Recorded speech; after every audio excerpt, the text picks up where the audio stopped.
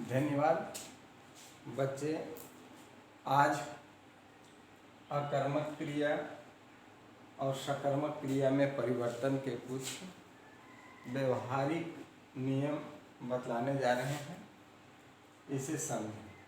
कहता क्या है कि क्रियाओं का अकर्मक या सकर्मक होना वह धातु पर निर्भर नहीं करता है, बल्कि प्रयोग में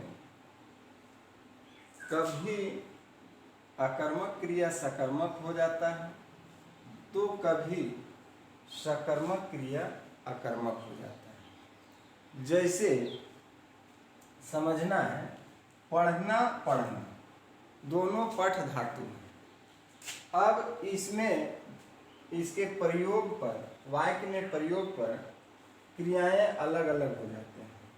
जैसे श्याम किताब पढ़ रहा है।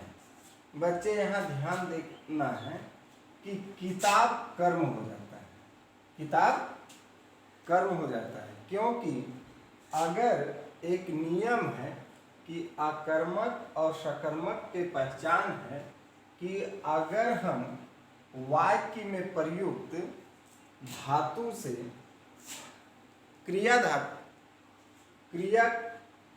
से अगर हम प्रश्न करें क्या क्रिया हो रहा है, जैसे यहाँ क्रिया है पढ़ना, तो क्या पढ़ा जा रहा है, तो प्रश्न का उत्तर आ जाता है कि बच्चा क्या पढ़ रहा है, किताब पढ़ रहा है। इसलिए यह सकर्मक क्रिया हो जाता है। लेकिन वहीं पढ़ना ही शब्द का है कि श्याम 8वीं में पढ़ रहा है, श्याम 8वीं में पढ़ रहा है।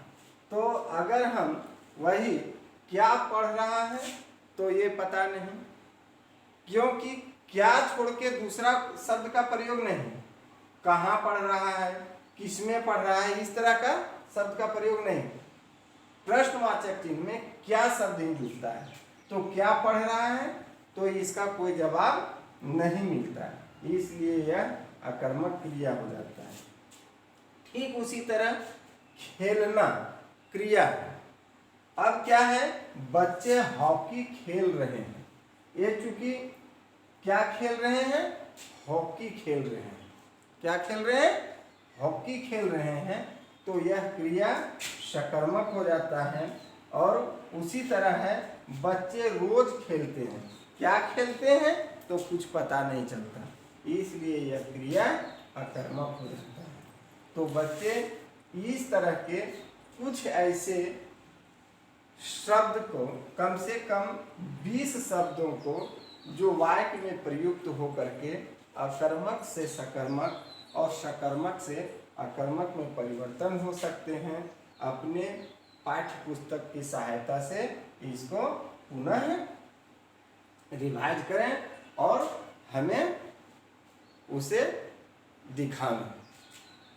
धन्यवाद।